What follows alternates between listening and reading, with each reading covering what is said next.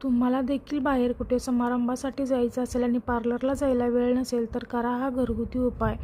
तर या उपायासाठी मी एक छोटा बटाटा घेतलेला आहे आणि तो आता मी खिसणीच्या सहाय्याने खिसून घेतलेला आहे. अंदाजे 1 ते 2 चमचे एवढा मला या बटाट्याचा रस जो आहे तो भेटलेला आहे. याचा फुल व्हिडिओ आणि ऑल डिटेल जे आहेत ते आपल्या यूट्यूब चॅनलवरती अपलोड केलेले आहेत. तुम्ही जाऊन नक्कीच चेक करा आणि आपल्या चॅनलला देखील नक्की सबस्क्राईब करा. अगदी चेहऱ्यावरती 10 ते 15 मिनिटात इन्स्टंट ग्लो येणार आहे या उपायाने. तर नक्की हा उपाय तुम्हाला कुठे बाहेर जायचं असेल तर अर्जंटमध्ये कार्यक्रमाला वगैरे तर नक्की ट्राय करून बघा.